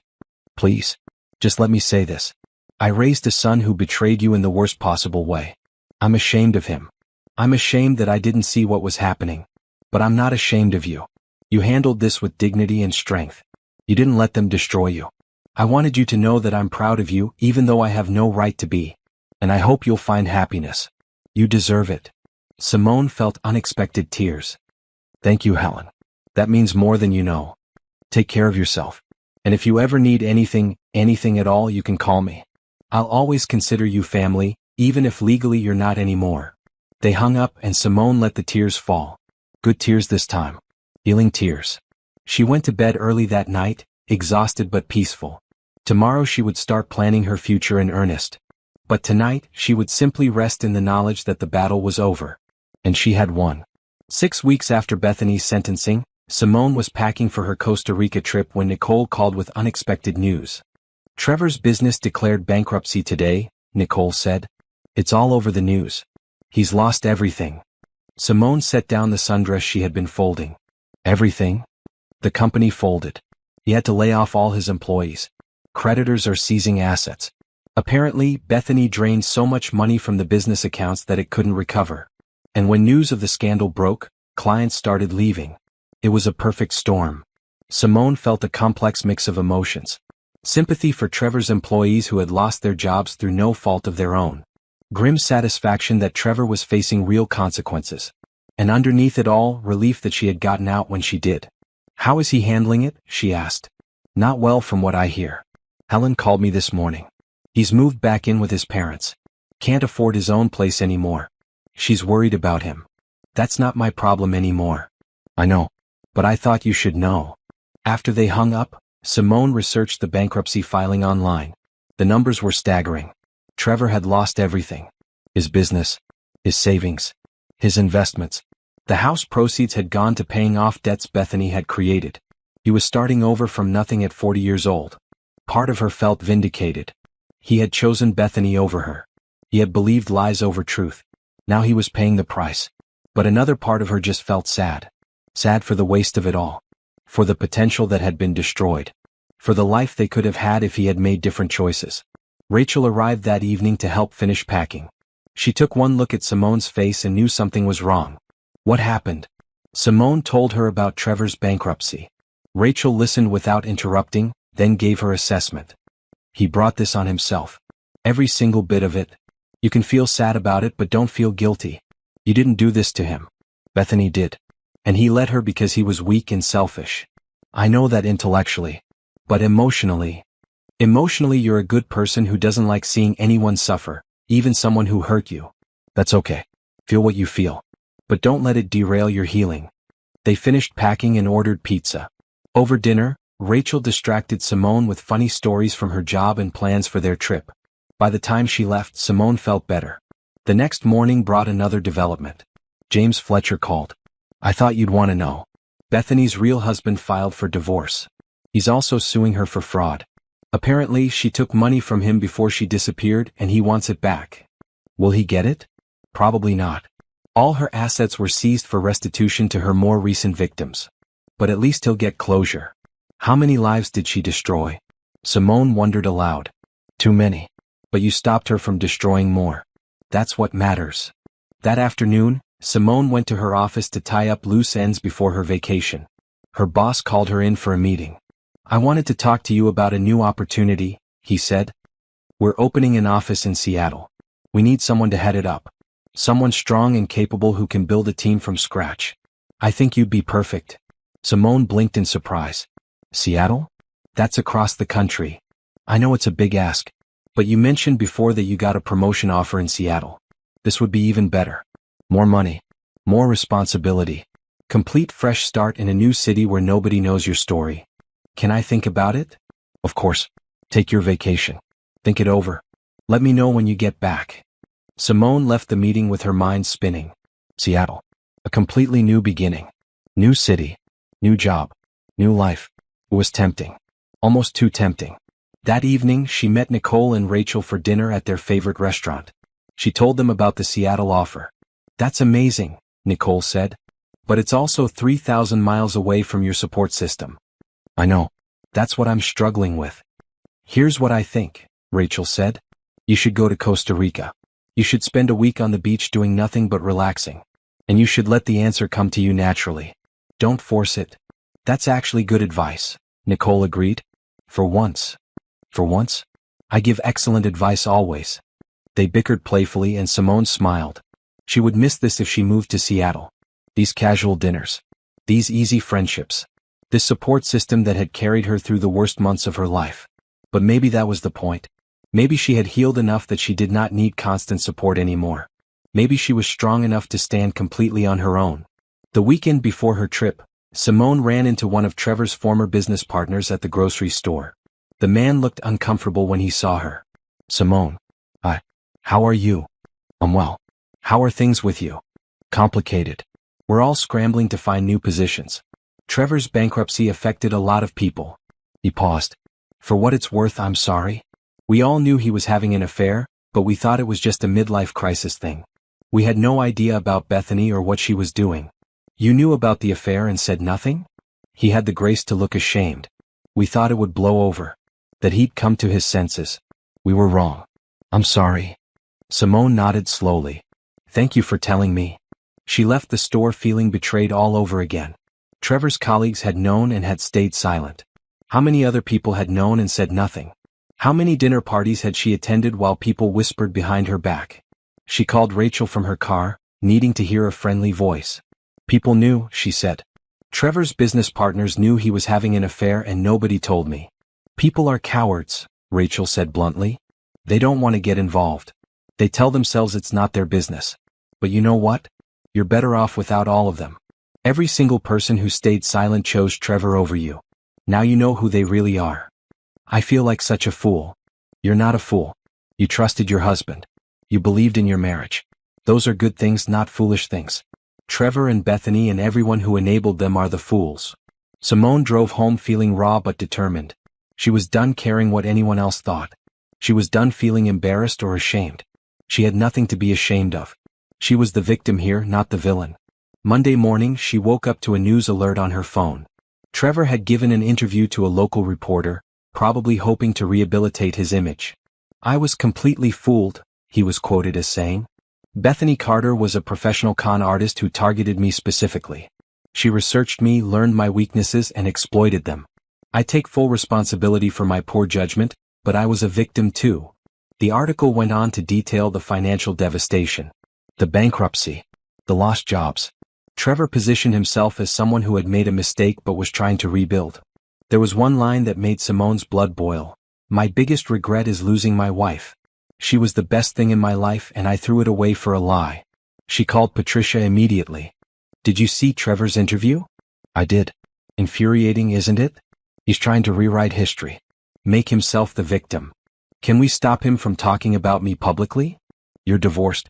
He has freedom of speech. Unless he says something provably false that damages you, there's not much we can do. But I wouldn't worry about it. Anyone with half a brain can see what he's doing." Simone hung up feeling frustrated. Trevor got to tell his story to the world while she stayed silent. It felt unfair. But then she remembered something Catherine Moss had told her. "Let your actions speak for themselves. You don't need to defend yourself to people who've already made up their minds. The people who matter know the truth." She was right. The people who mattered, Nicole and Rachel and Patricia and her colleagues, they all knew the truth. Everyone else's opinion did not matter. That evening she got a text from an unknown number. Against her better judgment, she opened it. I read Trevor's interview. What a load of garbage. You were always too good for him. Glad you got out.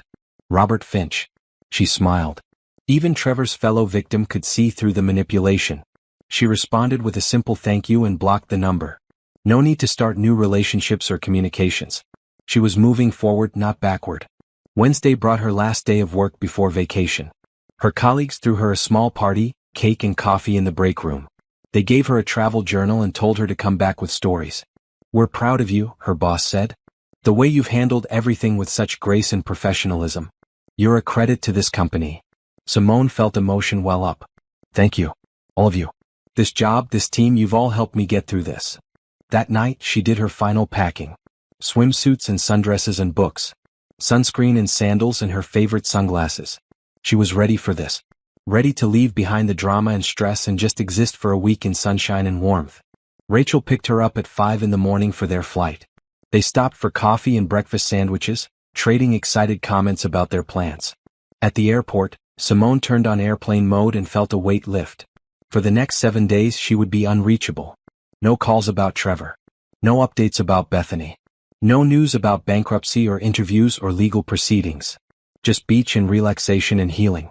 As their plane lifted off, she looked out the window at the city falling away below. Somewhere down there, Trevor was probably waking up in his parents' house, facing another day of consequences. Somewhere, Bethany was waking up in a prison cell, beginning her 8th year of many. And Simone was flying toward freedom. She turned to Rachel and smiled. I'm ready for this. Good. Because the next 7 days are all about you. About rest and recovery and rediscovering who Simone is when she's not dealing with other people's garbage. I like the sound of that. The plane climbed higher, chasing the sun. Simone closed her eyes and let herself relax completely for the first time in months. The collapse of Trevor's world was not her problem.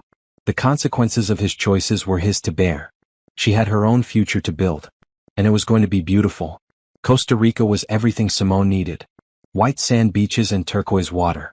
Sunshine and warmth and complete escape from reality. She and Rachel stayed in a villa with a view of the ocean, spending their days swimming and reading and eating fresh fruit. For the first 3 days, Simone did nothing but rest. She slept late. She napped in the afternoon. She went to bed early. Years of stress seemed to melt away with each passing hour. On the 4th day, she woke up feeling different. Lighter. Clear. She joined a yoga class on the beach at sunrise, moving through poses as the sun painted the sky pink and gold. How do you feel? Rachel asked over breakfast. Like myself again. But different. Better maybe. That's healing. That's what it looks like. They spent that day exploring a nearby village, browsing local markets, trying new foods. Simone bought bright scarves and handmade jewelry. Things that made her smile. Things that were completely her style, not compromised for anyone else's taste. In the evening, they sat on their villa's patio watching the sunset. Rachel pulled out the travel journal Simone's colleagues had given her. Write something, Rachel encouraged. Capture this moment. Simone opened to the first page and thought about what to write. Finally, she put pen to paper. Day 4 in Costa Rica. I feel like I'm rediscovering myself. All the pieces of me that got lost in my marriage are coming back. I like art galleries. I like spicy food. I like waking up early to watch the sunrise. I like adventure. I like being alone with my thoughts. I like who I'm becoming. She showed it to Rachel, who read it with tears in her eyes. That's beautiful. Keep writing. Document this journey. Over the next 3 days, Simone filled pages. Observations about the country. Reflections on her healing process. Dreams about her future. The journal became a safe space to process everything she had been through.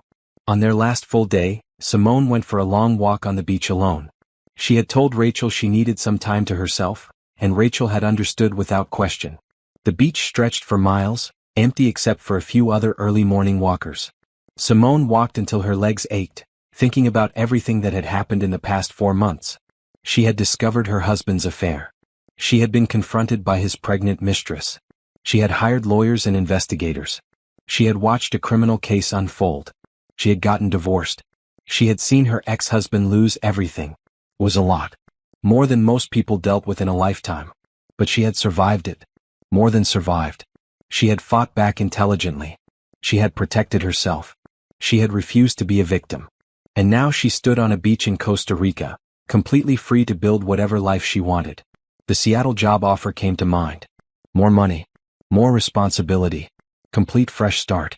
It was tempting. But was it right? She thought about Nicole and Rachel. About her support system. About the life she had built in her current city. Did she want to leave all that behind? Then again, maybe leaving was exactly what she needed. A clean break. New surroundings. New challenges. A place where nobody knew her story or her history. Where she could just be Simone, not the woman who was betrayed. She sat on the sand and watched the waves roll in. The answer would come. She just had to be patient. That evening, she and Rachel had a farewell dinner at a beachfront restaurant. They toasted to friendship and healing and new beginnings.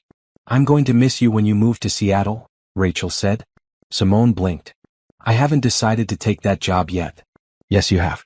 I can see it in your eyes. You're ready for a completely new start. And you should take it. You'll be amazing. But I'll be leaving you and Nicole. We'll visit. You'll visit. And you'll make new friends and build a new life. That's not abandoning us.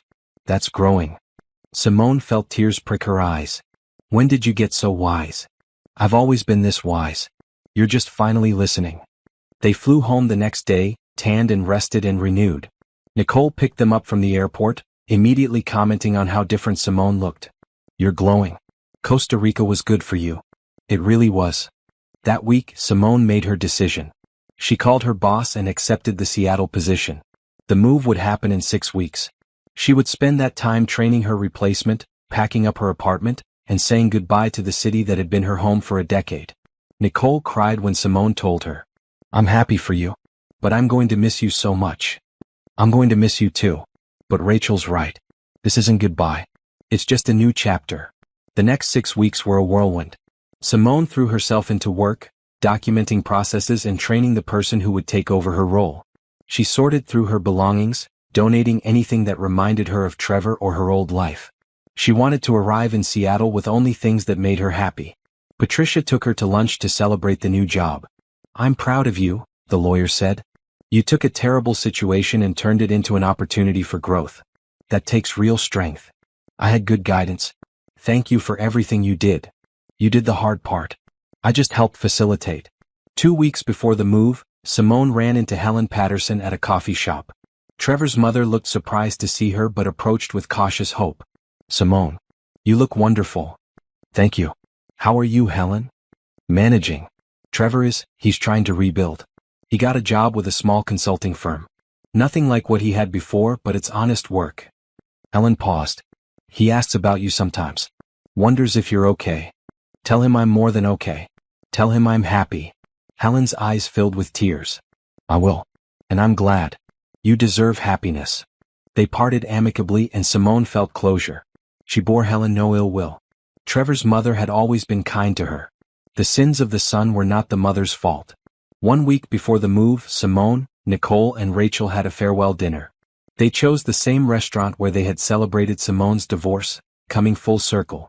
To Simone, Nicole toasted. Who faced betrayal and chose strength.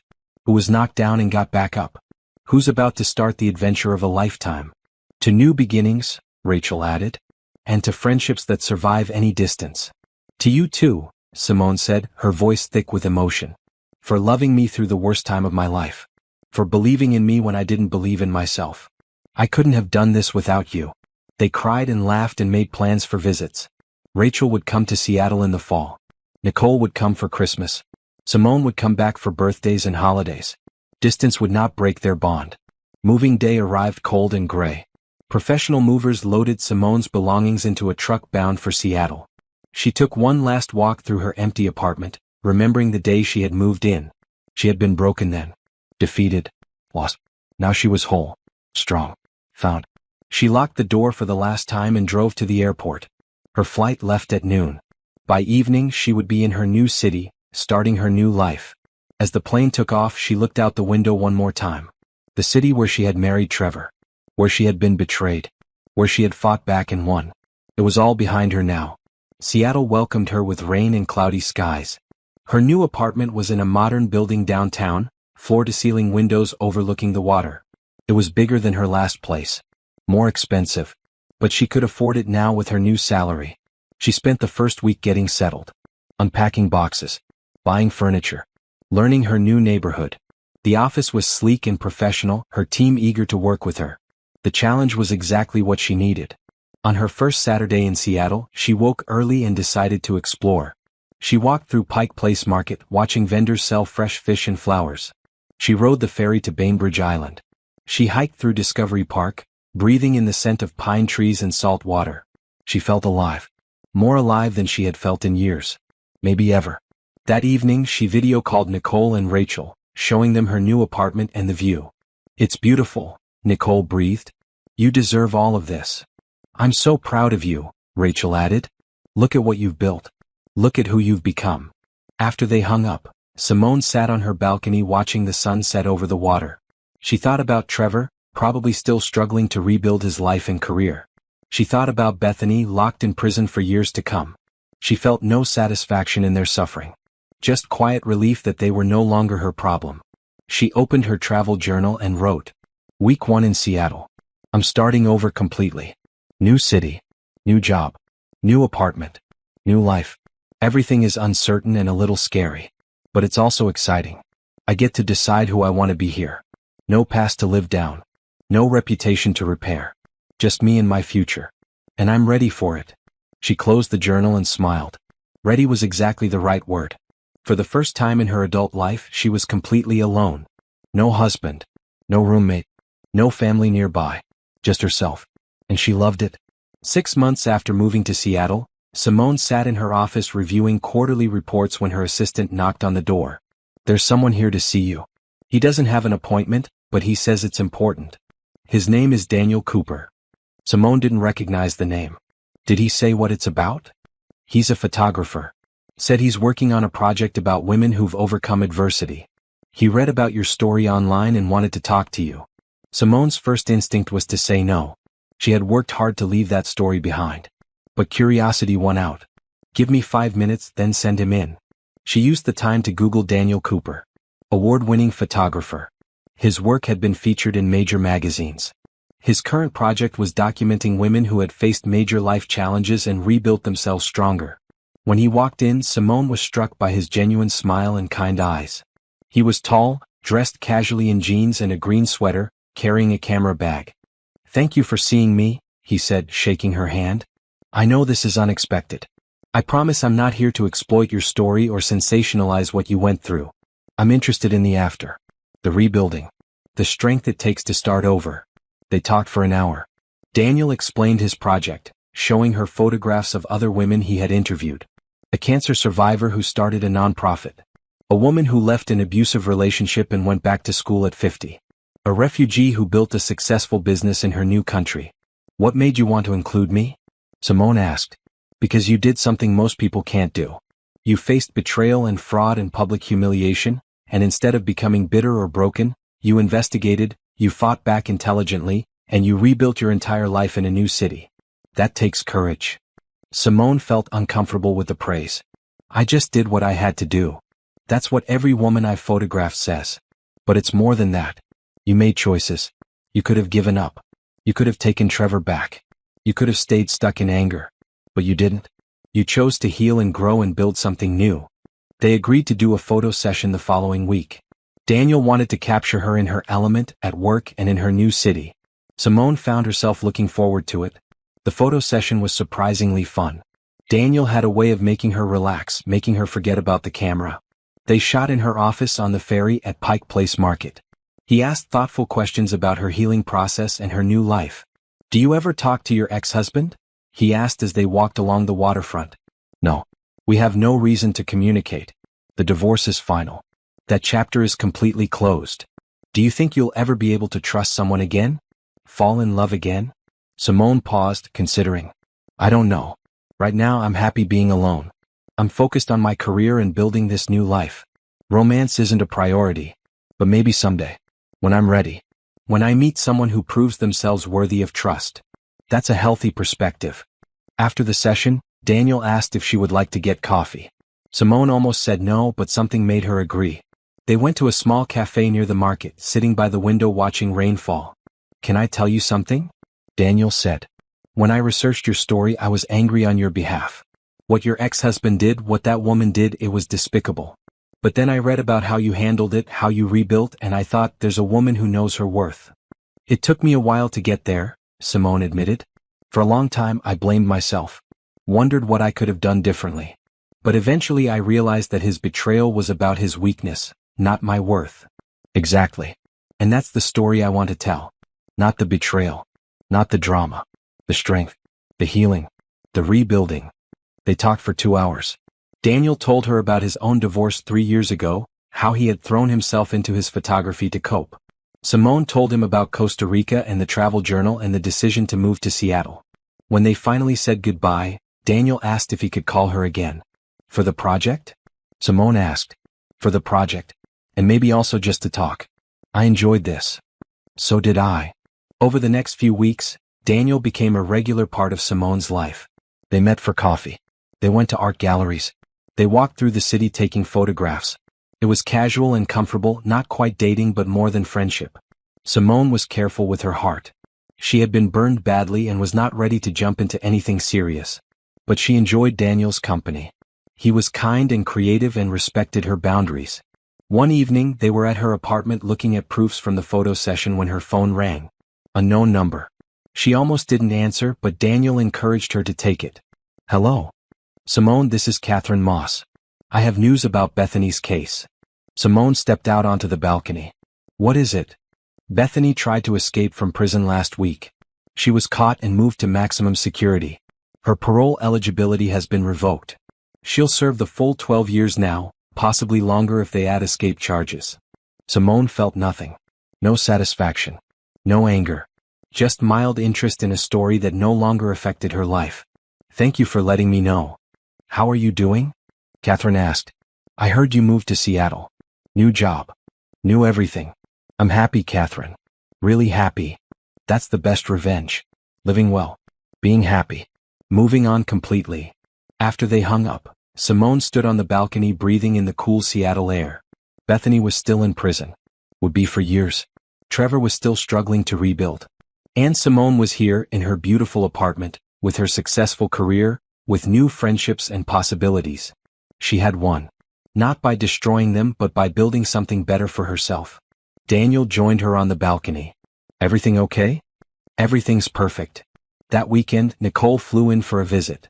She loved Seattle, loved Simone's apartment, loved seeing how happy her sister had become. Tell me about the photographer, Nicole demanded over brunch. His name is Daniel. He's working on a project. We're friends. Just friends? For now. Maybe more someday. I'm not rushing anything. Good. Take your time. Make him prove himself.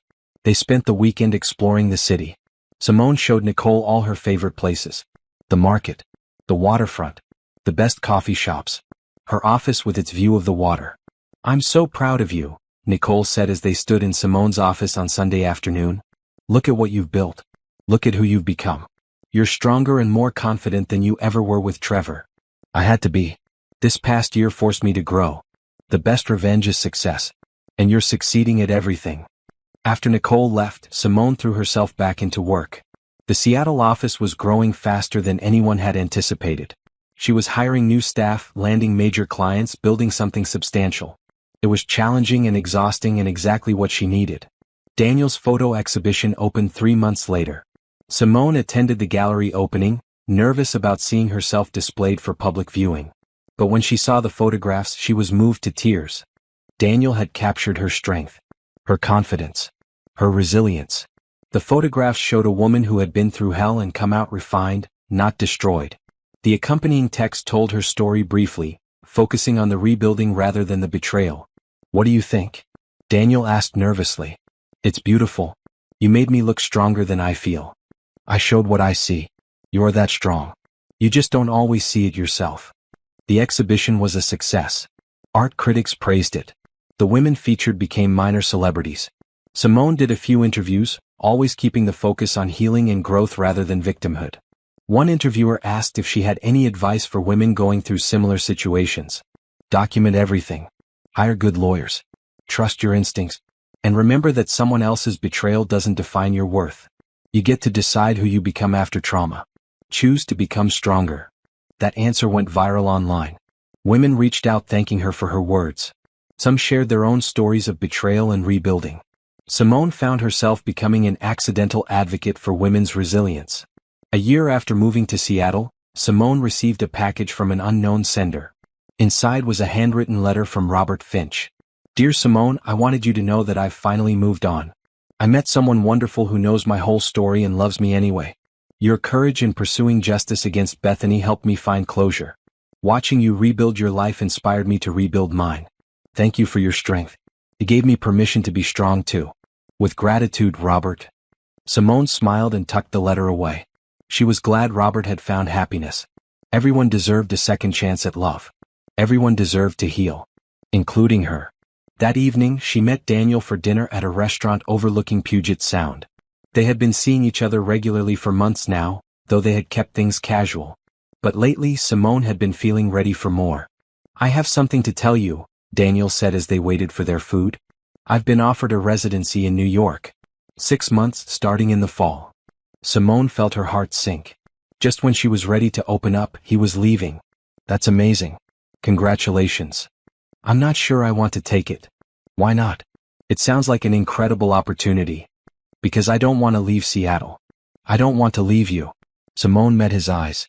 We're not even officially dating. I know. And that's my fault. I've been patient, giving you space to heal. But the truth is, I'm in love with you. I have been for months. I was just waiting for you to be ready. Simone felt tears well up. Daniel? You don't have to say anything now. Take your time. Think about it. But I wanted you to know where I stand. I'll turn down New York if you're willing to give us a real chance. Or I'll go to New York and wait for you if that's what you need. I'm not going anywhere unless you tell me to.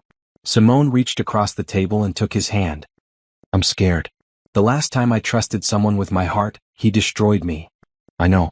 And I'm not asking you to rush. I'm just asking you to consider the possibility. When you're ready. If you're ever ready. They finished dinner and walked along the waterfront. Simone thought about Trevor, about the years she had wasted on someone who didn't deserve her. Then she thought about Daniel, about his patience and kindness and genuine care for her well-being. I'm not ready for marriage or moving in together, she said finally. But I think I'm ready to try. To actually date. To see where this goes. Daniel's face lit up. Yeah. But slowly. And you have to be honest with me. Always.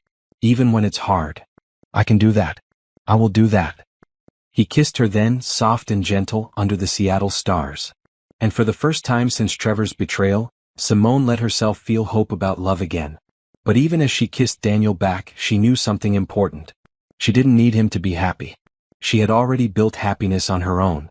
He was an addition to her life, not the foundation of it. And that made all the difference. Over the next few months they dated properly.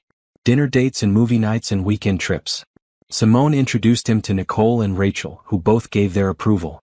Daniel introduced her to his family, who welcomed her warmly. It was different from her relationship with Trevor. Healthier. More balanced. Daniel supported her career instead of resenting it. He celebrated her successes instead of feeling threatened. He gave her space to be herself instead of trying to mold her into what he wanted. 2 years after her divorce, Simone stood in her office looking out at the Seattle skyline. Her team had just landed the biggest client in the company's history. Her career was soaring. Her personal life was fulfilling. She had friends and family who loved her. She had a partner who respected her. She had built a life she was proud of. A life that was completely her own. Her phone buzzed with a text from Nicole. Saw Trevor's LinkedIn update. He's working as a junior consultant somewhere. Making a fraction of what he used to make. Thought you'd want to know. Simone stared at the message for a moment, then deleted it without responding. She didn't care what Trevor was doing. He was not part of her story anymore. She was Simone Harper, successful businesswoman, survivor, advocate for women's resilience. She was someone who had faced betrayal and chosen strength. Someone who had lost everything and built something better. That evening, Daniel came over with takeout and wine. They ate on her balcony, watching the sun set over the water. I love you, he said quietly. Simone had known he felt it for months. But this was the first time he had said the words. I love you too, she responded, surprised to find she meant it. He kissed her and she kissed him back, and for the first time in her adult life, Simone felt completely at peace. She had been betrayed. She had been broken. But she had rebuilt herself into someone stronger. Someone wiser.